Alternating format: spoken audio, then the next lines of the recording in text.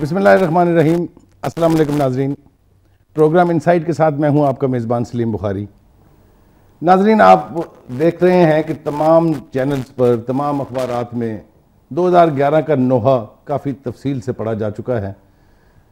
मैंने कल भी अपने प्रोग्राम में कहा था कि एक शायरी ने यह कहा कि काश 2011 पाकिस्तान की तारीख में ना आया होता, इसलिए कि 2011 से हमें मायूसियों के सिवा कुछ नहीं मिला।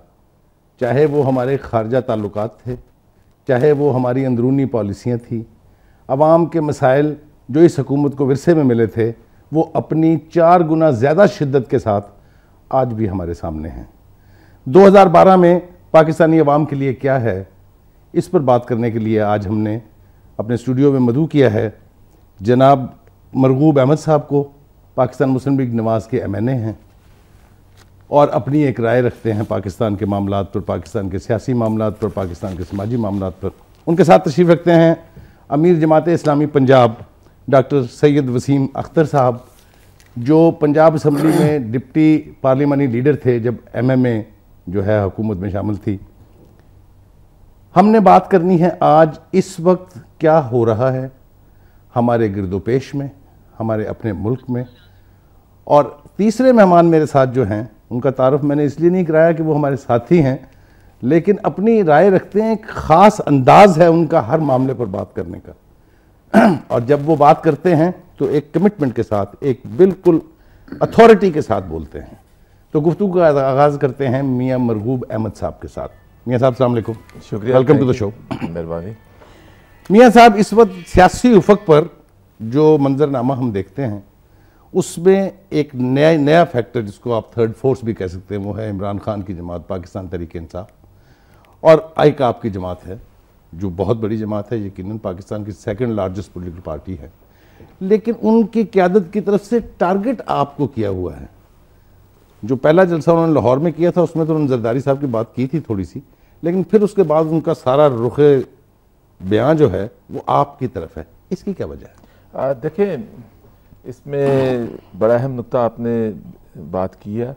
इसमें बड़ी क्लियर सी बात है और ये बात अब हर ज़बान ज़द आम है कि ये PTI जो है ये इस वक्त इस्टेब्लिशमेंट की पार्टी है। आज 15 साल से मसरूफ़ पॉलिटिक्स कर रहे थे पाकिस्तान में, तो जितनी कि उनको पजीराई पाकिस्तानी कौम ने दी वो सबके सामने है। लेकिन ये पिछले 2 महीने के अंदर हम इसका तज़किरा देखें तो इसके अंदर एक तूफ़ान उठाने की कोशिश की गई।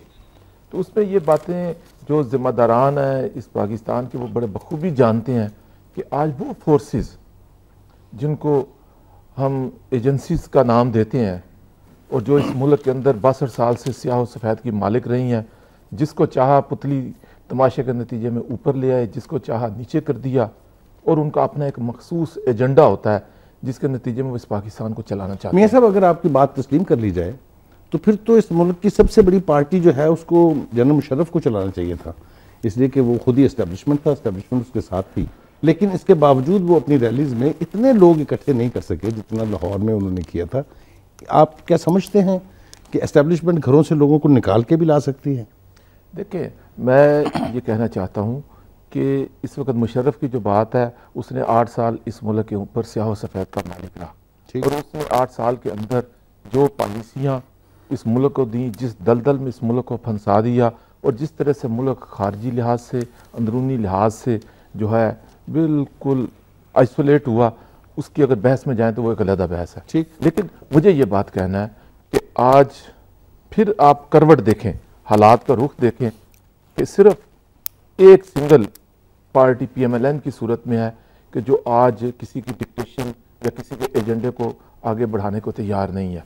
और ये हमने सबक माजी की अपनी गलतियों से सीखा है, और जो कुछ मियाँ साहबान एग्ज़ाइल के अंदर रहे और मुशर्रफ के 8 साल के अंदर जो कुछ हमने भुगता और जो कुछ हमने पॉलिटिकल स्ट्रगल की, ये उसका नतीजा है कि आज हमारे अंदर जो अवेयरनेस आई है तो उसमें, और जो कुछ मीडिया ने अवेयरनेस दी, तो इस तनाजुर में मुझे ये बात कहना है कि आज मियाँ मोहम्मद नवाज शरीफ ना तो अमेरिका की डिक्टेशन लेने को तैयार है, ना किसी और की, और ना ही अपने में। तो इन हालात में मुझे ये कहना है कि आप देखें, मुझे सिर्फ ये कहने दें कि लाहौर का जलसा उनका हो या कराची का हो, इसके लिए करोड़ों रुपए का फंड खर्च किया गया।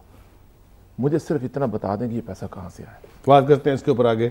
डॉक्टर वसीम अख्तर साहब, मुझे आपसे ये पूछना है, आज आपका जलसा हुआ कराची में, उससे पहले भी जो इस पेशावर में जलसा किया था अल्हम्दुलिल्लाह वो भी बहुत बड़ा जलसा था माशाअल्लाह। इर्द गिर्द नज़र उठाएं अगर आप तो देखें इजिप्ट में क्या हुआ, वहाँ भी इस्लामी जमातें जो हैं वो इलेक्शन जीत गई हैं। उससे पहले टर्की में क्या हुआ, वहाँ भी इस्लामिस्ट जो हैं, जिसके बारे में कहा जाता था कि इतनी प्रो वेस्ट है कि यूरोपीय यूनियन का मेंबर बने बगैर मरी जा रही है, वहाँ इस्लामिस्ट ने आके क्या क्या आलीशान फैसले किए हैं। तो ये लहर जो है इसका रिफ्लेक्शन आपको पाकिस्तान की सोसाइटी में नज़र आ रहा है? देखें जी, गुजारिश ये है कि ये आपकी बात बिल्कुल दुरुस्त है, और इससे पहले मैं आपके तवस्सुत से आपके सब कारकुनान को और मालकान को मैं इस बात के ऊपर उनका शुक्रिया अदा करना चाहता हूँ कि अल्हम्दुलिल्लाह जो बेइंसाफ़ी चैनल्स करते हैं, मसलन मैं जमात इस्लामी की बात कर रहा हूँ जी जी, और अल्हम्दुलिल्लाह बड़े बड़े प्रोग्रामात हमारे हुए हैं, और ये इस गुफ्तगू के बाकायदा आगाज़ से पहले भी ये बात हो रही थी कि इंसाफ नहीं करते हैं चैनल, लेकिन अल्हम्दुलिल्लाह वक्त चैनल जो है वो उसने इसको पूरा वेटेज दिया है और इंसाफ कर रहे हैं और हमें भी दिखा रहे हैं जितना हमारा वेटेज है इस हवाले से। देखिए जमात इसके ऊपर मैं आपका शुक्रिया अदा करता हूं। अपना एक रोल है जी, और आज का नहीं है, कोई ताज़ा आई हुई जमात नहीं है जी। तो मेरा नहीं ख्याल कि ये कोई ख़ास फेवर हम आपको करते हैं। अब आप अगर आप मुझे इजाज़त दें मैं आपके पास वापस आऊँगा। डॉक्टर नियाज़ी साहब, आपसे मुझे दो बातें पूछनी हैं। एक तो ये कि 2011 ने हमें विरसे में क्या दिया है और उसको लेके 2012 में हम किस तरफ को जाएंगे, ज़रा ये हमारे नाज़रीन को आप एनलाइटन कर दें। विरसे में तो वही कुछ मिला है जो पीपल्स पार्टी को विरसे में मिला था।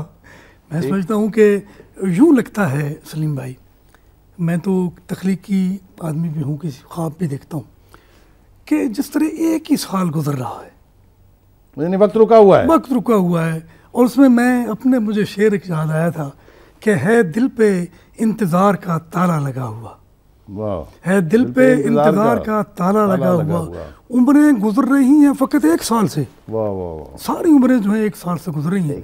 और फिर इसमें एक और भी वो भी रेलेवेंट है कि अपना वतन ना करियाए दिल में बदल सके, अपना वतन न करियाए दिल में बदल सके, हम पे अज़ाब आया है गम के ज़वाल से, गम के ज़वाल से हम तो गम की हकीकत नहीं समझ सके। हम तो हमें ना खुशी मनाना आती है ना गम मनाना आता है। अब देखें ना, मैं समझता हूँ कि साल नौ का जश्न जो है वो इस तरह तो नहीं होना चाहिए, जश्न मनाना चाहिए, मैं इसके खिलाफ नहीं हूँ। देखे ना सलीम भाई, ये खुशी का इजहार सलीके से भी हो सकता है। सलीके देखे ना, मैं समझता हूँ कि ये कंटिन्यूटी जो तसलसल वक्त का ये तो जारी है, इसमें साल महीने दिन जो है वो कोई वक़्त नहीं रखते हैं। बड़े बड़े आदमी थे कि जो चले गए तो सूरज को फिर हया नहीं आई, वो दूसरे दिन फिर निकल आया और निकलना ही उसे।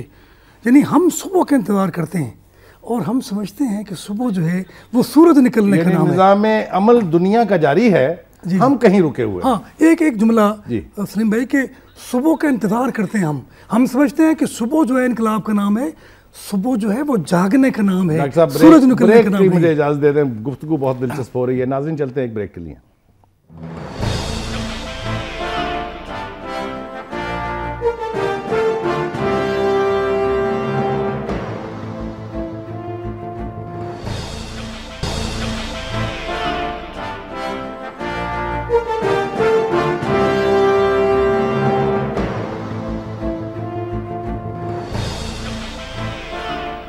वेलकम बैक नाजरीन। पहले एपिसोड में जो हम बात कर रहे थे बात मुकम्मल नहीं हो सकी, ख़ासतौर से डॉक्टर वसीम अख्तर साहब से बात हमने करनी है और मरगूज साहब मेरे साथ बैठे हैं, डॉक्टर नियाज़ी साहब हैं मेरे साथ। जी मैं आपकी तरफ वापस आ रहा हूँ। डॉक्टर साहब ये बताइए कि जो सवाल मैंने आपसे पूछा था कि ये जो इस्लामी लहर आप देखते हैं इसका तनाजुर पाकिस्तान के हवाले से क्या है? गुजारिश ये है कि आप देख रहे हैं कि ये जो लहर है ना जी, बुनियादी तौर पे ये जो मगरब है जिसकी इस वक्त क़यादत अमेरिका कर रहा है, इन्होंने बड़ा सबज़ बाग दिखाए हैं और बड़े रोशन चेहरे अपने दिखाए हैं, लेकिन ये सारा सुर्खी पाउडर उतर गया और पीछे से बिल्कुल वो दरिंदे सामने आ गए हैं कि जो इस दुनिया के अंदर हर जगह फसाद की जड़ यही है। इसका एक रिएक्शन है पूरी दुनिया के अंदर। इस्लामी दुनिया में तो शदीद तर है, लेकिन आप देखें कि ख़ुद इनका जो अपना सरमायादाराना निज़ाम है ये ख़ुद अपने ही ममालिक के अंदर अब गिरने की पोजीशन में है और बेक वक्त 90 शहरों के अंदर मगरब के इस सिस्टम के ख़िलाफ़ मज़दूरों ने, गरीबों ने मुजाहरे किए हैं। अब इस वक्त आप देख रहे हैं कि पाकिस्तान ने इसको फेस किया है। जमात इस्लामी तो शुरू से ये मुहिम चला रही है, गो अमेरिका गो की, और right from the very first day, जिस दिन ये हमारा बुज़दिल कमांडो जो था, मुशर्रफ जो अपने आप को कमांडो कहता था और आर्मी का चीफ अपने आप को कहता था, इसके ऊपर बड़ा अफसोस होता है कि ऐसे ऐसे लोग भी वो आर्मी के कमांडर इन चीफ बन जाते हैं जो इतने गीदड़ और इतने बुज़दिल होते हैं। तब जब उसने कौम को उसमें डाला तो उस वक्त भी हमने इसको रिफ्यूट किया था, ये गलत कर रहे हो। और अब हालात ने साबित किया है कि बहुत सारी बर्बादियों की जो बुनियाद बनी वो अमेरिका के साथ हमारी ये नाम निहाद जो। डॉक्टर साहब, आप ये समझते हैं कि वो जो इरशाद इलाही है, अगर मैं गलती नहीं कर रहा हूँ, कि यहूदो निसारा तुम्हारे दोस्त नहीं हो सकते कभी, ये अब उजागर होकर नहीं बात आ रही सामने? बिल्कुल, ये तो क्लैरिटी के साथ हो गई है, और जाहिर है जो बात अल्लाह ने की है वही तो हक है। और अल्लाह ने तो क्लियरली कहा कि ये तुम्हारे दोस्त नहीं हो सकते। और अगली बात क्या की है अल्लाह ने कुरान में, कि जो इनके साथ दोस्ती करेगा वो इन्हीं में से होगा। ये वार्निंग है हमारी उन लीडरशिप के लिए भी कि जो अमेरिका की कासालेसी करते हैं।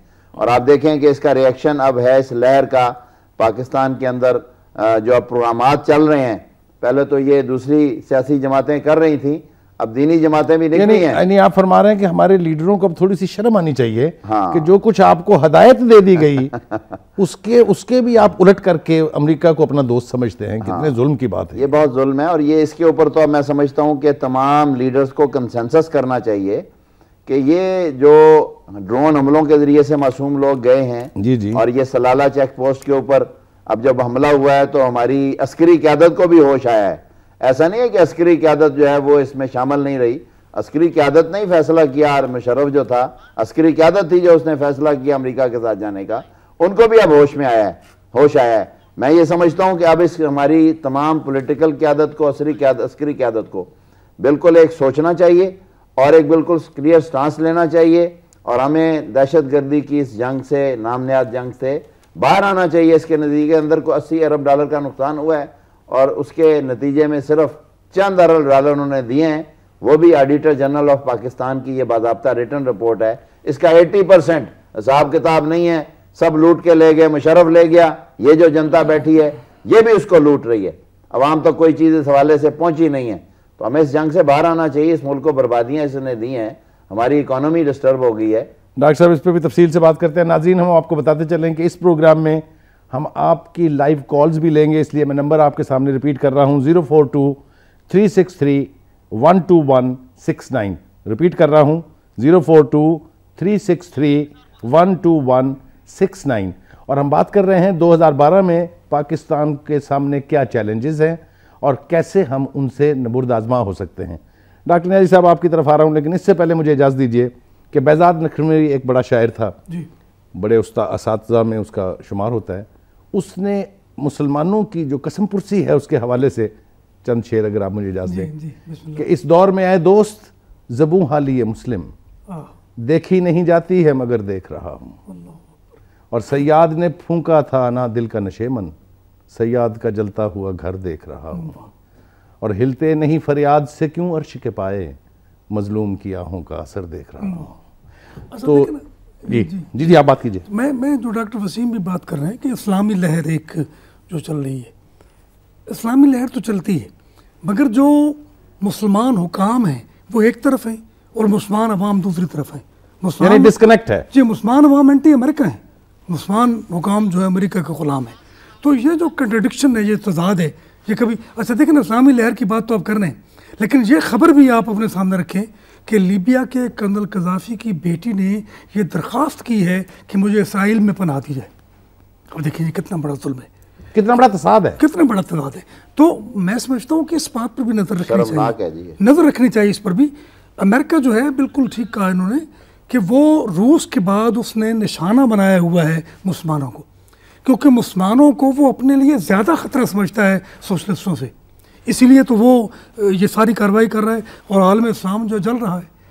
अच्छा, फिर मैं ये समझता हूँ कि इसके रसूल एक बहुत बड़ा एटम बम है, और ये अमेरिका को पता है, लिहाजा वो ये कोशिश करते रहते हैं कि ये इसके रसूल की कैफियत जो है वो कहीं निकाल दी जाए, कि और यूनिवर्सल अप्रोच ना बन सके। हाँ, कि रूह मोहम्मद उनके बदन से निकाल दो, उनके बदन से रूह मोहम्मद निकाल देंगे तो फिर क्या, फिर तो राख का ढेर होगा।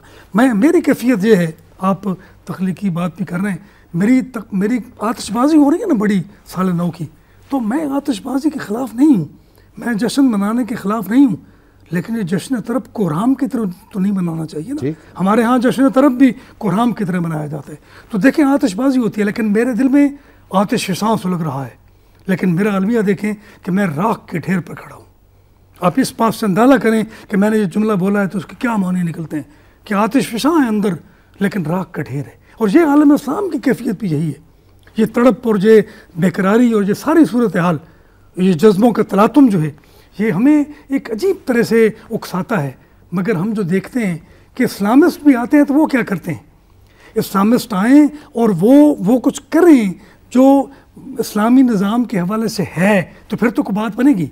देखिए 2 मिसालें डॉक्टर साहब हमारे सामने हैं, एक टर्की की एक ईरान की। हाँ, और दोनों ने ही अमेरिका को सबसे पहले मुखातब करके कहा जी हाँ, कि तुम फसाद की जड़ हो, बिल्कुल ठीक है, और तुम्हारा इन्फ्लुएंस हमारे ममालिक में नहीं हो सकता। और आज वो हमसे बहुत बेहतर जगह खड़े हैं, ये दुरुस्त है, बिल्कुल ठीक है। पाकिस्तान के लिए भी है कि पाकिस्तान के लिए आम लोग जो कहते हैं कि जब तक अमेरिका इस खत्ते से नहीं निकलेगा उस वक्त तक पाकिस्तान के मसाइल जो हल नहीं हो सकते। मियाँ साहब आपकी तरफ आता हूँ। जैसा मैंने पहले कहा, आपकी जमात बहुत बड़ी जमात है, पहले भी आप इक़्तिदार में आ चुके हैं। आपकी जमात की अमेरिका के हवाले से पॉलिसी क्या है? क्योंकि विकीलीक्स में, मैं उसकी तफसील में जाना नहीं चाहता, लेकिन अगर उसको हम जायज़ा लें बिल्कुल सरसरी सा, तो उसमें ऐसे हवाले मौजूद हैं जिससे ये लगता था कि हमारे हुकाम शायद ये समझते हैं, हमारे हुक्मरान जो हैं, कि अमेरिका की खुशनुदी के बगैर शायद इक़्तिदार पास रह नहीं सकता या देरपा नहीं हो सकता। आप क्या कहते हैं? मेरा ख्याल है कि विकीलीक्स की जो रिपोर्ट्स हैं मंजर आम पे हैं और इसकी जितनी हकीकत है मुतनाज़ा हैं, कुछ उनकी बातें हक़ाइक़ पर हैं, कुछ उनकी दूसरी हैं। लेकिन मैं एक बात कहता हूँ कि मियाँ मोहम्मद नवाज शरीफ ने जब इंडिया ने एटमी धमाके किए तो उसके जवाब में पाकिस्तान ने धमाके करके तो ये पाकिस्तान एटमी पावर बना, तो उस वक़्त कितना प्रेशर था। $5 अरब की पेशकश भी की थी, पेशकश हुई, इसके अलावा थ्रेट्स भी हुए और भी क्या कुछ उन्होंने सबज़ बाग भी दिखाए, लेकिन पाकिस्तान के मुफाद में ये था एटमी धमाके किए, तमाम तर प्रेशर जो है उसको बर्दाश्त किया। ज़रा इजाज़त देंगे, कॉलर साथ है, काफ़ी देर से इंतजार कर रहे हैं। ख्वाजा अंजुम साहब है कराची से। अस्सलाम वालेकुम। अस्सलाम वालेकुम जी, मिजाज कैसे हैं? जी मैं ठीक हूँ, ख्वाजा साहब फरमाइए। सर ये मैं एक टॉक शो देख रहा था, फौजिया वहाब फरमा रही थी कि हमारे पास आइन है, हजरत उमर वाले के जमाने में आइन नहीं था। जी हाँ, मैं तस्लीम करता हूँ कि हजरत उमर के जमाने में आइन नहीं था। वो पैबंद लगे लिबास के साथ खजूर के दरख्त तकिए का ईंट लेकर सोते थे, और हमारे जरदारी हाउस के अंदर 26 करोड़ रुपए का किचन तज़य्युन और आसाइश के लिए बन रहा है और 80 लाख रुपए उसका रोज का खर्चा है। हाँ, मैं मानता हूँ कि हजरत उमर के दिनों में आइन नहीं था, क्योंकि एक बदू ने उन्हें रोक दिया था कि ये कमीज के बारे में बताओ कि तुमने ये कमीज कहाँ पहनी हुई है। और हमारे हुक्मरानों के पास 97 अरब रुपए है, और यकीनन वहां पर बेआइन हुकूमत थी कि 11 दफा हजरत उमर काजी के पास पेश हुए हैं, और हमारा सदर एक दफा भी पेश नहीं हुआ। बहुत शुक्रिया ख्वाजा साहब आपका। ख्वाजा साहब, मैं आपकी एक छोटी सी वजाहत की अगर आप मुझे इजाजत दें, ये मैं तस्लीम नहीं करता फौजिया वहाब जो है, पता नहीं उनके पास क्या अथॉरिटी है इस्लाम के ऊपर इस तरह की बातें करने की। इस्लाम के हवाले से जब से कुरान उतरा है, जिसके बारे में ये इरशाद इलाही है कि ये तमाम ज़मानों के लिए एक मुकम्मल ज़ाब्ता हयात है, कुरान की मौजूदगी में, कुरान करीम की मौजूदगी में ये कहना कि आइन नहीं है, ये फौजिया वहाब कह सकती है, कोई जी शऊर मुसलमान नहीं कह सकता। डॉक्टर साहब मुख्तसर सा इसके ऊपर कमेंट कर दीजिएगा। देखें जी, गुजारिश ये है कि मैं बहुत पीछे नहीं जाता। अगर ये 1943 में कायद आज़म रहमतुल्लाह अलैह से ये क्वेश्चन किया गया था कि पाकिस्तान में आप कैसा आइन बनाएंगे, without waiting for a one moment, he immediately reflected back, फौरन उन्होंने जवाब दिया कि हमें किसी आइन की ज़रूरत नहीं है, 1400 साल पहले हमारे पास आइन आ चुका है, और ये एक मुकम्मल ज़ाब्ता हयात है, ये दीन है, और इसमें पूरे का पूरा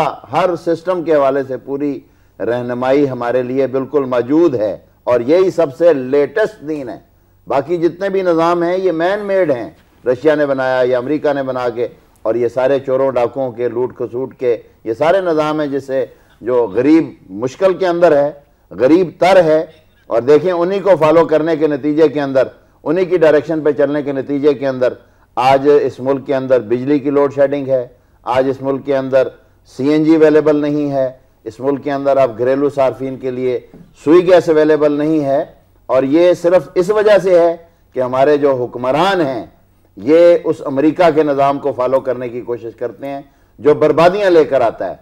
इसलिए मैं ये समझता हूं कि अवाम को अब फैसला करना चाहिए और जो भी अमेरिकी डायरेक्शन पे चलने वाले हैं उनको आइंदा क़यादत के मनसब के ऊपर नहीं लाना चाहिए। नाज़रीन, बात हो रही है 2012 में क्या चैलेंजेस है, पाकिस्तान को क्या चैलेंजेस है और क्या मुश्किलात हैं, उसके हवाले से बात हम जारी रखेंगे। वापस आएंगे ब्रेक से तो मैं मियां मरगूस साहब से बात करूंगा। चलते हैं एक ब्रेक के लिए।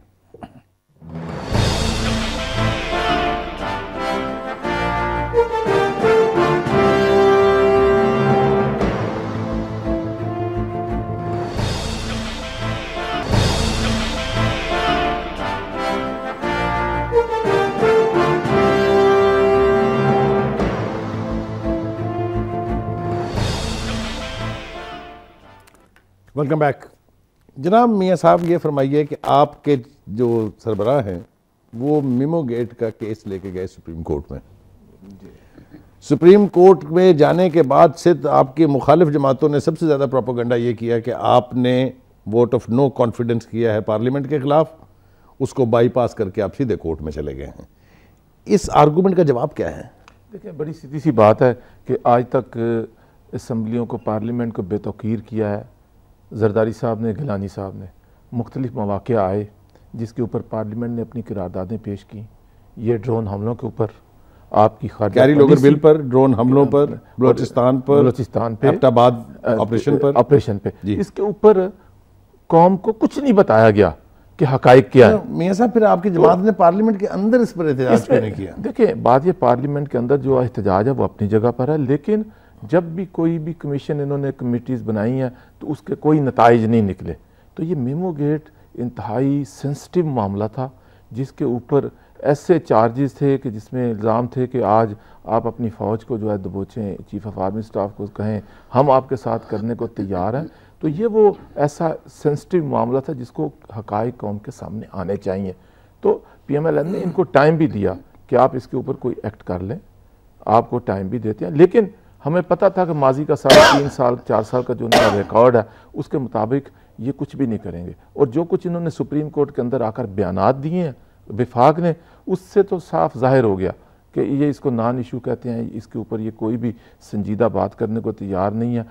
इन्हें एक खौफ का आलम तारी है कि शायद इनकी मुमकिन है अपनी गलतियां इसके अंदर हों। नहीं, मेरे ख्याल से वज़ीर आज़म ने जो तकरीर की थी, अगर आप उसके कंटेंट्स देख लें जी, जो पार्लियामेंट में भी की थी उन्होंने, एक स्कूल के फंक्शन में भी की थी, और मेमो गेट के कंटेंट्स देख लें तो उसमें तो ज़ेर ज़बर का फ़र्क भी दिखाई नहीं देता। हाँ, तो ये वो हालात हैं कि आज ये एक, मैं समझता हूँ कि बड़े राइट वक्त के ऊपर राइट डिसीजन था नवाज शरीफ साहब का कि उन्होंने सुप्रीम कोर्ट का दरवाज़ा खटकाया और इसको आज सुप्रीम कोर्ट ने जिस तरह से इसके ऊपर कमीशन अपॉइंट किया, हमें ये पता है कि अब ये टाइम फ्रेम होगा, टाइम लिमिट के अंदर इसके हकाइक कौम के सामने आएंगे और सच और कौम को पता चल सकेगा कि आज हम इस मुल्क के लिए मुखलिस कौन है, आज इन मुनासिब के ऊपर बैठकर इस मुल्क की खिदमत कौन कर रहा है, या आपकी जो पहले वाली बात है कि आज अमेरिका को खुदा मानते हुए कौन लोग हैं जो समझते हैं कि हम उसकी खुशनुदी के बगैर हम इन सीटों के ऊपर नहीं विराजमान हो सकते। डॉक्टर साहब, 2-3 बहुत ही गंभीर मसाइल सुप्रीम कोर्ट के पास हैं। NRO है, उस पर फैसला दे चुकी, अमल नहीं हुआ। मेमो गेट है और करप्शन के बेपनाह केसेस हैं, चाहे वो PIA है, चाहे स्टील मिल है, चाहे NICL है, वगैरह वगैरह। आज मुनव्वर हसन साहब ने कराची के जलसे में कहा कि चीफ जस्टिस साहब अपने आइनी इख्तियारात इस्तेमाल करें। क्या हवाला है ये? देखें जी, गुजारिश ये है कि सुप्रीम कोर्ट इस मुल्क की एक ऑगस्ट बॉडी है, आइन की इंटरप्रिटेशन उसके ज़िम्मे है और ये सुप्रीम अदारा है और आइनी मामलात उसके पास जाते हैं। और ये जो एक पूरी मुहिम चली थी अदलिया की बहाली की, चीफ जस्टिस की रेस्टोरेशन की, जिसमें अल्हम्दुलिल्लाह जमात इस्लामी का बहुत ही पिवटल रोल था और आखिर तक हम इसके साथ रहे हैं, तो अवाम अपने मसाइल के हल के लिए अब सुप्रीम कोर्ट की तरफ देखना शुरू हो गए हैं। क्योंकि जिस तरह ये फरमा रहे हैं ना जी, ये दुरुस्त फरमा रहे हैं कि पार्लियामेंट ने अपने किरदार को अदा नहीं किया।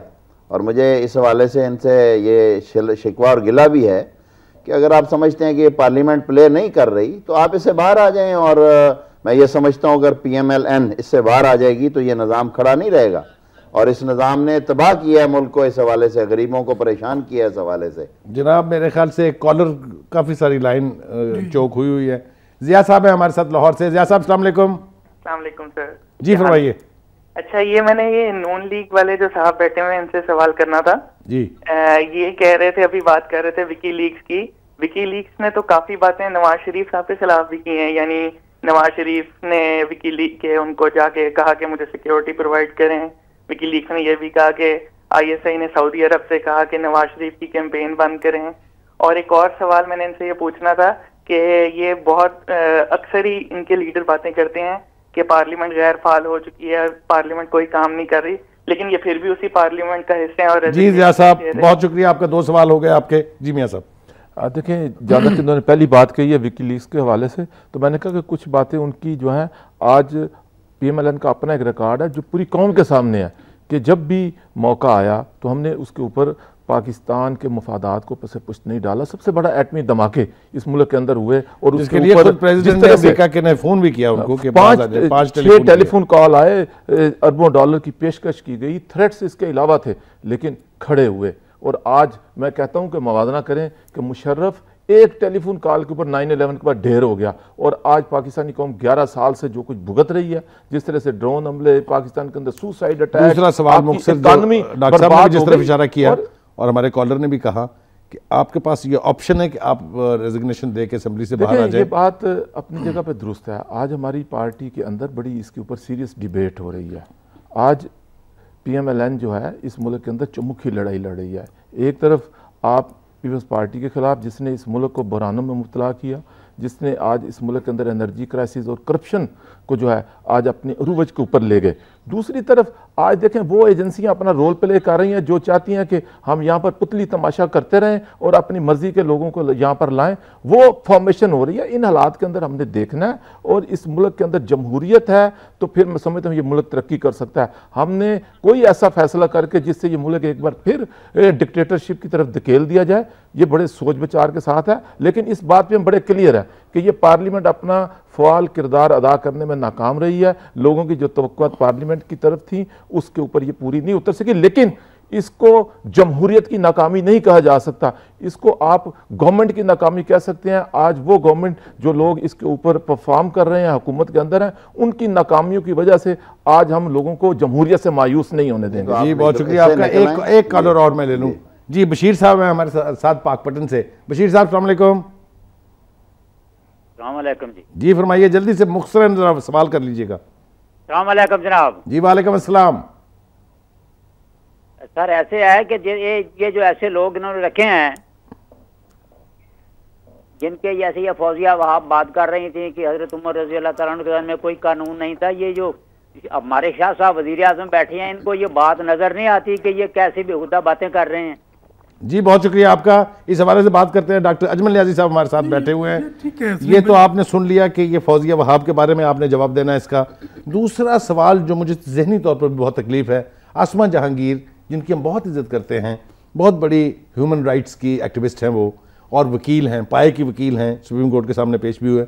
उन्होंने आज फरमाया है कि जो कमीशन बनाया है इन्होंने, मैं उसमें पेश नहीं होंगी। ये क्या रवैये हैं डॉक्टर साहब? दोनों पर बात कर लें। थोड़ी सी बात है, आपने जो डॉक्टर साहब बात कर ले, जो तारीफ की है ना आसमा जहांगीर की, मुझे इस पर रिजर्वेशन है। अच्छा, ये खातून आप देखें कि ह्यूमन एक्टिविटिस्ट बनती हैं। ड्रोन हमलों के जरिए से जो इतने सारे मासूम लोग बेचारे शहीद हुए हैं, बच्चे ख्वातीन, इस पे उसकी जबान गूंग है। मैं आपकी ये सब ये अमेरिका के पेरोल पे हैं लोग। जरा डॉक्टर साहब से बात कर ले फिर वापस आते हैं। जी डॉक्टर साहब। देखिए जी, मैं समझता हूँ ये बड़ा शर्मनाक रवैया है कि अब पाकिस्तान में फ़ौज के खिलाफ बात होती है, पाकिस्तान में अदालत के खिलाफ बात होती है। अच्छा, पाकिस्तान में अपने हीरोज़ के खिलाफ बात होती है जो गैर मुतनाज़ा हैं। अच्छा, क्या भारत में कभी गांधी के खिलाफ बात की गई? क्या भारत में कभी फौज के खिलाफ बात हुई, अदालत की हुई? या अमेरिका में देखें, अमेरिका दुनिया के मुल्क में अपने हीरोज की तजलील नहीं होती। नहीं, मैं समझता हूँ इब्राहिम लिंकन के खिलाफ बात नहीं करते। ठीक नहीं जी, बड़ी और कैदारों के खिलाफ बात होती है। ये नजम सेठी जो है वो पता अजीबो गरीब बातें करता है। और फौजी वहाँ जिस तरह आपने कहा कि क्या अथॉरिटी है, क्या कौन सा इस्तिकाक उसको मिला है कि वो इस तरह की बात करे। अच्छा, ये बड़ी ज़्यादती की बात है। लेकिन मैं ये भी समझता हूँ कि जो लोग कुरान के वारिस हैं उनको भी तो कुछ सोचना चाहिए ना, क्योंकि ये जो बटे हुए लोग हैं, जो फ़िरक़ों में तकसीम शुदा लोग हैं। अच्छा देखें ना, इस्लाम नाफिज करना है, कौन सा इस्लाम नाफिज करना है? आप जो भी इस्लाम नाफिज करना चाहेंगे दूसरे फ़िरके वाले उस पर एतराज़ कर देंगे, और ये कि खुद बदलते नहीं कुरान को बदल देते हैं।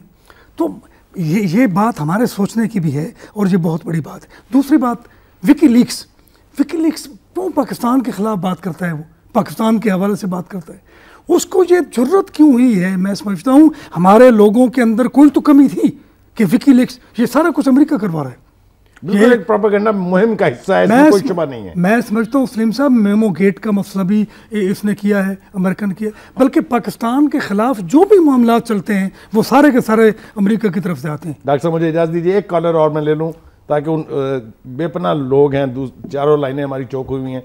मखदूम अब्बास साहब हैं जी कराची से। मखदूम साहब अस्सलाम वालेकुम।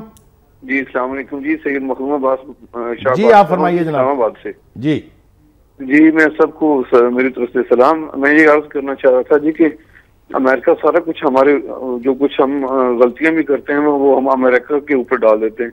क्या अमेरिका खुद यहाँ पे आता है? क्या हमारे जो लीडर हैं वो उसके आलाकार बन के उसको काम नहीं कर रहे? उसको आने की जरूरत ही क्या है? हमारी वैसे जो तारीख है उस हवाले से देखा जाए तो हमारी तारीख इतनी रोशन नहीं है कि जिसकी वजह से हमें फख्र किया जा सके। 100 शोहदा की जो कुर्बानी है वो एक गद्दार आके उसको सबूताज करके रख देता है। मीर जाफर से, मीर सादिक से, हज़रत खुलफाए राशिदीन से देख लें, अबू बकर सिद्दीक रज़ी अल्लाह तआला अन्हु से के अलावा कोई भी खलीफा राशिद अपनी तभी मौत वो नहीं फौत हुए। जी बहुत शुक्रिया आपका मखदूम साहब, वक्त चूंकि कम है। जी डॉक्टर साहब, मैं कह रहा हूँ मखदूम साहब ने जो बात की है ना, बात उन्होंने लंबी कर दी, लेकिन जो असल पते की बात उन्होंने ये की है कि ये अमेरिका खुद आके नहीं करता, ये हमारी क़यादतें करती हैं। ये बात अवाम को समझनी चाहिए कि ये हमारी जो सियासी क़यादतें माजी के अंदर भी रही हैं और अब भी हमारी जो अक्सरियत क़यादत है ये अमेरिका की तरफ देखती है। आप मासूमियत का इजहार फरमा रहे हैं, क्या हमारे लोगों को पता चल नहीं गया कि अमेरिका हमसे क्या करवा रहा है और कौन उसके कारिंदे हैं? ये तो मेरे ख्याल से बड़ी बात है, समझ में आ रही है बात, लेकिन ये है कि इसको डायरेक्शन अब देने की जरूरत है। इन्हें ये समझना चाहिए कि जो बर्बादियां हैं, ये जो सीएनजी और सुई गैस की लोड शेडिंग अब हो रही है, ये सारी उन पॉलिसियों का नतीजा है जो अमेरिका की फेवर में हम करते हैं और उसके नतीजे के अंदर हम भुगतते हैं। अगर ये इस वक्त क्राइसिस है सीएनजी का, सुई गैस का, ईरान तो बहुत अरसे से कह रहा है कि भाई गैस हमसे ले लो, क्यों नहीं हम ले रहे?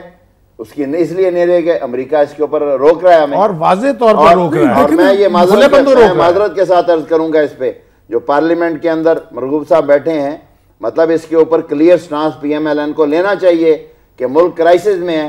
मियाँ साहब ने गुजरांवाला में जलसा किया, अच्छा जलसा किया है, ये सारी बातें उठाई हैं, लेकिन आप ये कहें कि अवाम की ये मुश्किलात हैं, ईरान हमें गैस देने के लिए तैयार है, अमेरिका की डायरेक्शन को मत मानो, ईरान से गैस लो, चीन हमें बिजली देने के लिए तैयार है। मैं खुद पिछले साल चीन की वहाँ की दावत के ऊपर हम गए थे, वहाँ सार कॉन्फ्रेंसेस थी, हमारे 4 रुकनी वफ्द को उन्होंने बुलाया हुआ था, वहाँ इस पर बात हुई। वो कहते हैं हम आपको बिजली देने के लिए तैयार हैं, 1 पैसे से भी कम फी यूनिट में पाकिस्तान में पहुँच देते हैं, लेकिन हमारी क़यादतें अमेरिका को फॉलो करती हैं। आ जाते हैं इसके ऊपर दोबारा वापस। एक कॉलर और है, वामिक साहब हैं कराची से। जी वामिक साहब अस्सलाम वालेकुम। वालेकुम, आप सबको मेरा सलाम। जी वालेकुम अस्सलाम। अच्छा बुखारी साहब, आपसे माशाल्लाह मैं काफी मुस्तफीद होता हूँ। मैं एक ही सवाल आपसे भी और इन सबसे करना चाहता हूँ कि हमारे तमाम सियासतदान एक बात कहते हैं कि इलेक्शन टाइम से हो जाए, सेनेट के इलेक्शन टाइम से हो जाए, ये बल्दियाती इलेक्शन टाइम से क्यों नहीं कराए जाते? वो भी तो अपनी जगह मानी रखते हैं सर। जी बहुत बहुत शुक्रिया आपके सवाल का जनाब। जी इसका जवाब तो मियाँ साहब आप देंगे कि पंजाब जो सबसे बड़ा सूबा है और सबसे ज़्यादा यहाँ नाज़मीन होते हैं, इलेक्ट होते हैं, पंजाब हुकूमत ने ये बल्दियाती इंतखाबात क्यों नहीं कराए? मैं इस बात का भी जवाब दूंगा, लेकिन इससे पहले कॉलर भी थे और वसीम साहब ने जिस बात का कहा कि आज जहाँ हम अमेरिका की खुशनुदी की बात करते हैं, वहाँ इसके साथ साथ इस प्रेजेंट फेडरल गवर्नमेंट का ये एक कहले मुकस्मा है कि इन्होंने आज वो काम करते हैं कि जिससे इनकी जेबें भर जाएं, जिससे इनको को फ़ायदा पहुँचे। ठीक, और ये वो वजूहत हैं जो दोनों कॉज मिलकर आज इस पाकिस्तानी कौम के ऊपर अजाब नाजल हुआ है कि एनर्जी आपके पास नहीं है, बिजली नहीं है, गैस नहीं है, आपके पास महंगाई का तूफ़ान है और इतनी चीज़ें महंगी हो गई हैं कि आज एक आम आदमी के बस की, आम आदमी बल्कि एक अच्छे भले खाते पीते गिराने की बस की बात नहीं रही। और मुझे ये बात कहना है कि ये तमाम चीज़ें जब तक ऐसी क़यादत जो कि पाकिस्तान का मुफाद सामने रखती हो, ठीक, उसके जाती मुफादात ना हो, लूट मार ना करने वाले हो, उस वक्त तक पाकिस्तान को सही ट्रैक पर नहीं चलाया जा सकता। जहां तक बल्दियाती इलेक्शन की बात है, माजी के अंदर PMLN का ये रिकॉर्ड है कि इन्होंने अपने जब भी इतवार आए इन्होंने बल्दियाती इलेक्शन करवाए हैं। ठीक, लेकिन इस दफ़ा जो हालात दरपेश हुए उसमें ये आपके सामने सूरत हाल रही कि मुल्क के अंदर जिस तरह लॉ एंड ऑर्डर की सूरत हाल बिगड़ी और वक्त के ऊपर ये मामलात ना हो सके। लेकिन इसके साथ साथ मुझे ये बात कहना है कि इससे ज़्यादा जिम्मेदारी फेडरल की बनती थी, जिनकी 3 सूबों के अंदर गवर्नमेंट है, उन्होंने इसके ऊपर उनका रवैया भी नॉन सीरियस रहा है। अभी हाल ही में लोकल गवर्नमेंट पंजाब असेंबली ने लोकल गवर्नमेंट ऑर्डिनेंस की मंजूरी दी है और 6 महीने का उसके अंदर टाइम रखा है कि इस 6 महीने के अंदर जो है लोकल बॉडीज इलेक्शन करवाए जाएंगे। तो अल्लाह ने चाहा तो हमारी ये बेस है और हम इसके ऊपर यकीन रखते हैं और लोकल बॉडीज़ को एक नर्सरी समझते हैं पॉलिटिक्स के लिए, जिसमें लोग आते हैं और उनकी इसके ऊपर नशोनमा होती है और कल को मुल्क के लिए वो जो है अपना रोल प्ले करते हैं। इंशाल्लाह हम जरूर करवाएंगे। इसके ऊपर करवाना चाहिए था, किसी प्रोग्राम में करवाए हैं। इस वक्त ब्रेक पे चलते हैं, ब्रेक से वापस आएंगे नाजरीन, तो फिर आखिरी एपिसोड होगा हमारे आज के प्रोग्राम का और उसमें कोशिश करेंगे कि सारी चीज़ों को समेट के कुछ ऐसी गुफ्तगू की जाए जिससे आप भी इस्तिफादा हासिल कर सकें। चलते हैं एक ब्रेक के लिए।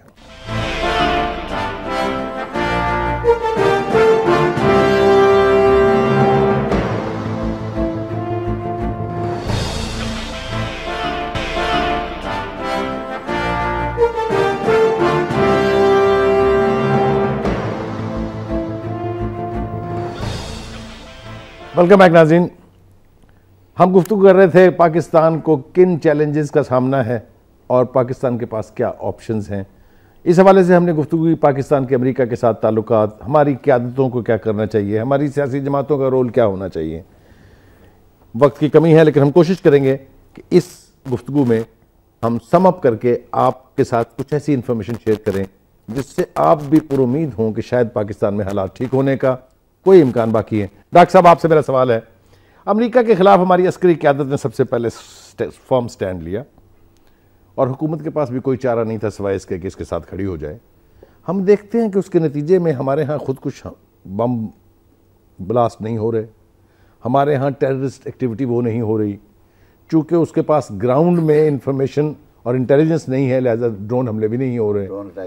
तो क्या ये समझ लिया जाए कि अगर अमेरिका के सामने हाथ जोड़ के कहा जाए हमारी जान खलासी कर दें और दफ़ा हो जाएं यहाँ से, तो कुछ हालात बेहतर हो जाएंगे? जी, मैं समझता हूँ हाथ जोड़ कर नहीं, बल्कि उनको थप्पड़ मार कर ये बात करनी चाहिए। ठीक, जब तक डट कर साबित कदमी से अपनी ताकत को महसूस करते हुए अपनी कौमी हमीयत जो है, हमीयत होगी तो हिम्मत होगी और फिर हौसला भी होगा और अल्लाह पे भरोसा मैं समझता हूँ कि यानी आप देखें कि अमेरिका के सामने जो बंदा झुका, जिसने दिफाई अंदाज इस्तेमाल किया, उस पर वो चढ़ दौड़ा। वो कभी दुश्मन के साथ नहीं लड़ता, अजीब व गरीब बात है, हमेशा दोस्त पर अपनी ताकत को आजमाता है। डॉक्टर साहब, वो ज़बान की रवानी में मुझसे हाथ जोड़ का मुहावरा इस्तेमाल हो गया। जी जी जी, मेरी मुराद भी बिल्कुल ये नहीं थी कि उनके सामने हम बिल्कुल, मैं कहता हूँ हाथ नहीं जोड़ने चाहिए बल्कि उसके हाथ बांधने चाहिए ताकि वो ऐसा ये माजरत खाना रवैया पहले तो तर्क करना पड़ेगा हमारी सियासी क़यादत को। लेकिन इसकी उम्मीद नहीं है, ना इसकी उम्मीद है ना इम्कान है। देखिए बड़े बड़े बुलंद दावे जो हैं किए जाते हैं, जलसे निकल रहे हैं और हर सियासतदान जो है इनकलाब की बातें कर रहे हैं, तब्दीली की बातें कर रहे हैं। तब्दीली क्या है? चेहरों की तब्दीली जो है वो कोई तब्दीली नहीं आनी। हालात बदलेंगे जब ख्यालात बदलेंगे और ख्यालात इनके नहीं बदलते। मैं समझता हूँ कि ये डॉक्टर साहब कथा कलामी कर रहा हूँ, आपकी माफी चाहता हूँ। जो जमात इस्लामी के अमीर मुनव्वर हसन साहब ने आज एक और बड़ी पतली बात कही है, जी जी, वो मैं चाहूँगा डॉक्टर साहब से भी उस पर कॉमेंट, कि जब भी किसी आलमी कुव्वत के जवाल का वक्त आता है तो वो अफगानिस्तान का रुख करता है। 19वीं सदी में बरतानिया यहाँ अफगानिस्तान में जलील होकर यहाँ से भागा, 20वीं सदी में रूस यहाँ से जलील होकर भागा, 21वीं सदी में अब अमेरिका भी ऑलमोस्ट जलील हो चुका है, भागना बाकी है। जी, बल्कि मैं सलीम साहब समझता हूँ कि गोर्बाचोव, जिसका जिक्र भी हम कर रहे थे, उसने ये मशवरा भी दिया है कि कई दफ़ा अमेरिकी क़यादत को कि आप अफगानिस्तान से अपनी जान छुड़ाएं। यानी एक वो आदमी जो इस तजर्बे में से गुजरा है। अच्छा देखे ना, मैं समझता हूँ कि अमेरिका उन्हीं रस्तों पे चल रहा है जिस पर रूस चला था। अच्छा, रूस की भी रियासतें हैं, अमेरिका की भी रियासतें हैं। यहाँ भी रूस में भी मुआशी जवाल आया था, अमेरिका में भी मुआशी बहरान जो है वो आ चुका है। यानी वो तमाम हालात उसी तरह होते चले जा रहे हैं।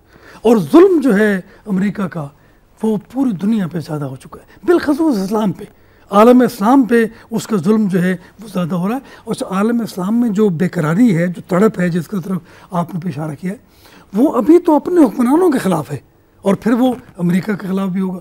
अमेरिका के खुद अंदर कैपिटलिज्म के ख़िलाफ़, उनके सरमायादाना निज़ाम के ख़िलाफ़ हड़तालें की जा रही हैं और एक तहरीक जो है उठ रही है। ये वॉल स्ट्रीट जर्नल, जी बिल्कुल बिल्कुल, आप देख रहे हैं वॉल स्ट्रीट वाली जो मेरा ख्याल है मूवमेंट है, मेरा ख्याल है कि अंदर से, रूस में अंदर से बड़ी ताकतें हमेशा पहले अंदर से टूट फूट का शिकार होती हैं। बिल्कुल। और मेरे ख्याल से उस अमल का आगाज हो चुका है। डॉक्टर साहब आप क्या कहते हैं? मैं ये अर्ज करूंगा कि देखें, मैं ये मैसेज देना चाहता हूँ इस मुल्क के उन दानश्वरों से, इस मुल्क की टॉप अस्करी क़यादत को, इस मुल्क की टॉप पॉलिटिशियंस को, जो गवर्नमेंट में भी हैं, अपोजिशन में भी हैं। ये लोग कहते हैं कि जी अमेरिका बड़ी पावर है, बड़ी सोफिस्टिकेशन है, बड़ी वेपनरी उसके पास है, ये फ़ौज और ये वसाइल, और कौम को बुज़दिल बनाने की कोशिश करते हैं और कहते हैं जी अमेरिका से मुकाबला नहीं हो सकता। मैं इनसे कहता हूँ अकल के अंधो, ये साथ ही मगरबी बॉर्डर के पार चले जाओ, 10 साल से अमेरिका की तमाम सोफिस्टिकेशन 26 ममालिक की फ़ौज के साथ, किसके साथ मुकाबला हो रहा है? ईमान मुकाबले में है, और ईमान को नहीं गिरा सके। जब रशिया गया था तो ये बातें फैली थीं कि जी यहाँ अगर कामयाबी मिली है मुजाहिदीन को तो CIA ने साथ दिया था। आज उन मुजाहिदीन का जो तालिबान वहाँ पे इस मेहनत को कर रहे हैं, कौन साथ दे रहा है? कोई मुल्क साथ नहीं दे रहा। हमारी एजेंसियाँ तो अमेरिका की कासालेसी करती रही हैं।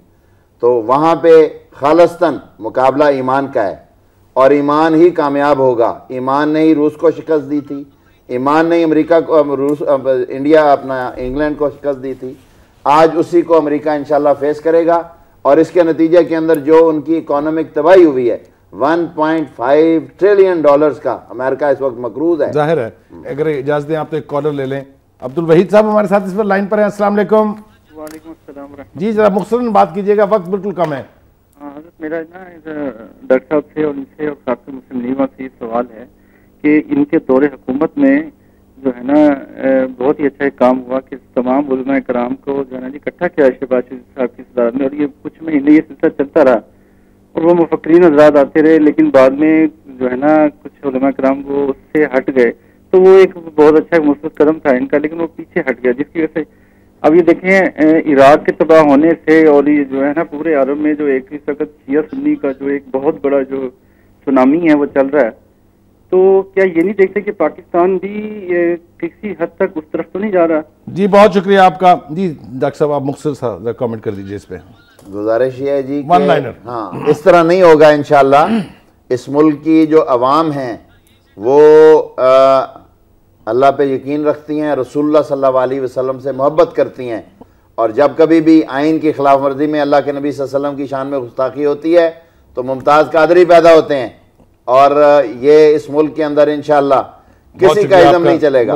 साहब आप एक लाइनर जरा कुछ फरमा। मुझे ये कहना है कि पाकिस्तान को सावरन करने के लिए हमें खुद मुख्तार फैसले पाकिस्तान के मफाद के अंदर करने पड़ेंगे और अमेरिका की तरफ नहीं देखना पड़ेगा। और जो कौम को बकारी बना दिया, जिस तरह कर्जे लेते हैं, ये सबसे बड़ी वजह है कि आज अमरीकनों के आगे घुटने टेकने की। जब तक अपने वसाइल पर भरोसा नहीं करेंगे उस वक्त तक हम पाकिस्तान की किस्मत को तब्दील नहीं कर सकते, पाकिस्तान के अवाम को खुशहाल नहीं कर सकते, ये एनर्जी क्राइसिस है इनका खात्मा नहीं कर सकते, लूट मार और करप्शन को ख़त्म करना पड़ेगा। ये वो बुनियादी असूल हैं जिनको अपनाए बगैर हम बेहतरी की तरफ नहीं बढ़ सकते। नाज़रीन आपने गुफ्तगू सुनी। हमारे साथ डॉक्टर अजमल नियाज़ी साहब मौजूद थे, हमारे साथ डॉक्टर वसीम अख्तर साहब थे, हमारे साथ मियां मरगूब अहमद साहब थे। हम सब ने कोशिश की है कि अहाता किया जाए उन चैलेंजेस का जो 2012 में पाकिस्तान को दरपेश हैं और उनका क्या मुमकिन हल है। फैसला आप पर है। जो कुछ भी कौम चाहेगी, जो कुछ भी अवाम चाहेंगे, इस मुल्क में होना वही है। लिहाजा ये अब आप पर फ़र्ज़ है कि अपने हुक्मरानों को वो रास्ता दिखाने के लिए अपनी आवाज़ को बुलंद करें, अपने घरों से बाहर निकलें। यही वो रास्ता है कि हमारी सियासी क़यादत भी और हमारी अस्करी क़यादत भी पाकिस्तान के मुफादात में फ़ैसले करे। मेज़बान सलीम बुखारी को इजाज़त दीजिए। अल्लाह हाफ़िज़।